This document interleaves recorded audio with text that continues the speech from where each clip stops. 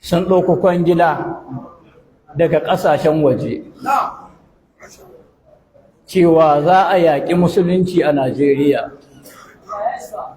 Don haka dukkanin biranen musulmi idan ka shigo birnin Shehu ba ka da ikon zuwa gabas.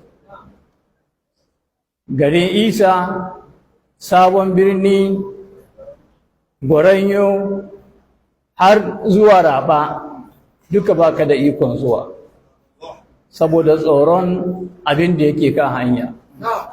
Mutanen garuruwan ma da yawansu ma ba ko ƙarƙashin gwamnati suke ba, suna ƙarƙashin turji, wanda turji tunina ce, ƙarya ce. Idan kuma gwamnati ta yi musu to ta bani kwangila wani sati da haka ga kujeran malam nan, ga kujera ta nan, ga kujerar turji nan.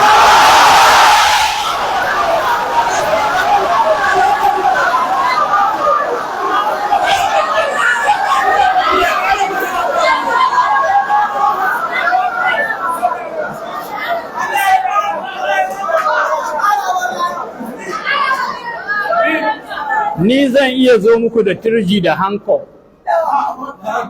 ba wai sai gwamnati ba. Wallahi ƙarya ce suke yi. In suna da buƙatar kamun turji ko suna da buƙatar kashe turji sun san yadda za su yi tuntun. To ba turji suke son su kashe ba, mu ne ake so a kashe. An yi target ɗinmu, target daban-daban. Shi dai malam kun ji kwanakin baya an kai mai hari ko? Kwanakin baya ni kaina da bindiga an kai mai hari har cikin gidana. Ban kuma yi ƙasa ga ƙoro ba na fito. Na fito ina mai bindigar yake, nace a ɗauko min bindigar ɗaya, a aje waccan, a ɗauko waccan babbar. Ya gudu. Muka je nema ne ba mu same shi ba. Ba wani abu ba ne, kwangila ce aka ɗauko, wadda ana so a gaba ga musulmi a Northern Najeriya. Tun shekara ta 2001, lokacin da aka yi September 11, America ta ce their searchlight is on Nigeria. Their searchlight is on Nigeria. Suka ce Jihad 1804 of Dan Fodiyo is their threat. Matsalar su ita ce jihadin Dan Fodiyo. Sai an gaba ya ga wannan jihadin nashi. Don haka yanzu haka ana nan ana ta ƙoƙarin a raba biyu. Fulani daban, Hausa daban. Kun san su wane ne Hausa? Masu shan burkutu wanda in ya dibe ka ce maka shegiya shine Bahaushe. Mutane na nan da nan har Sudan, da nan har ina, da nan har ina, da nan har ina. An yi amfani da wani mutumin Nijar ya ce wai ya yi bincike ya gano Fir'auna ma Bahaushe ne.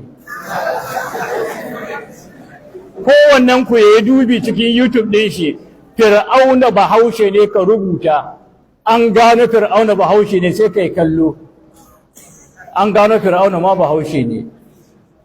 Don haka mu Hausa, mu musulmi nan mun shigo ne mun yi hijacking, mun hana ma Hausawa ƙasarsu, mun riƙe musu ƙasa, mun cinye musu ƙasa, don haka dole a kashe mu, a janye Jihad 1804, a kawo 'yan burkutu, a kawo 'yan iska, a kawo mazinata, a kawo 'yan luwaɗi a cika ƙasa da su.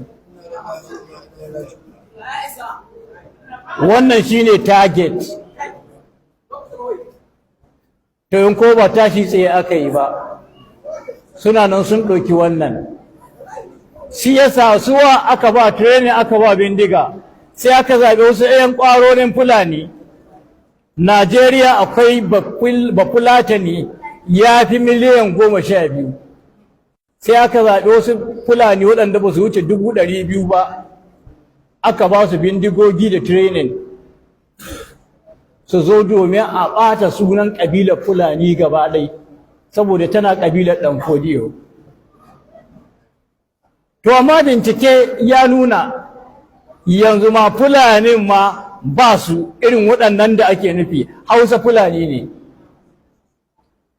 saboda addini ya zama ɗaya, an yadda da juna, auratayya ta shiga, akwai wani abu da ake kira deoxyribonucleic acid, DNA. DNA test ya nuna yau in an ce ka nemo Bahaushe ɗaya cikin Najeriya, to zai fi sauƙi a ce ka taka daga nan zuwa Borno